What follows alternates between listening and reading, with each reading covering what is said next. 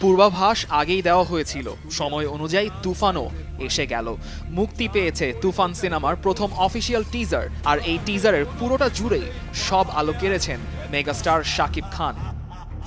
1 minute 28 সেকেন্ডের টিজারের বেশিরভাগ জুড়েই ধুমধুমার অ্যাকশন, যেখানে রীতিমতো স্ক্রিন কাঁপিয়ে দিয়েছেন শাকিব।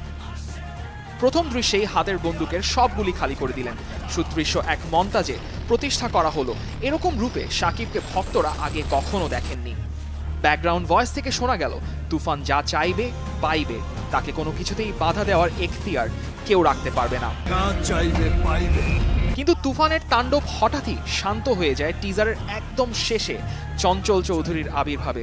আঙ্গুল দিয়ে হাতে ধরে থাকা বন্দুকের শান দিয়ে তিনি যেন তুফানের এই তাণ্ডব থামানোর একটা ছোট্ট হুঁশিয়ারি দিয়ে রাখেন। তুফান, খুব ভয় পাইছি রে। তুফানের ঝড় আছড়ে পড়েছে ইউটিউব, ফেসবুকের ওয়াচ টাইম, ভিউ, শেয়ার আর কমেন্ট সেকশনেও। একজন তো শাকিবের এমন অবতার দেখে লিখেই ফেলেছেন, মাথা নষ্ট।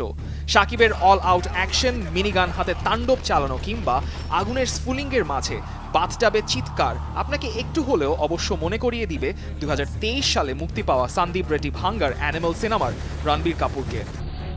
রায়হান রাফি নির্মিত তুফানের প্রথম টিজারে অবশ্য অনুপস্থিত ছিলেন সিনেমার অন্যান্য তারকা মিমি চক্রবর্তী, মাসুমা রহমান নাবিলারা। বাংলাদেশের ওটিটি প্ল্যাটফর্ম চরকি, প্রযোজনা প্রতিষ্ঠান আলফা আই ও ভারতীয় এসভিএফ এর যৌথ প্রযোজনায় তুফানের মূল ঝড় আছড়ে পড়বে এই ঈদুল আজহায়।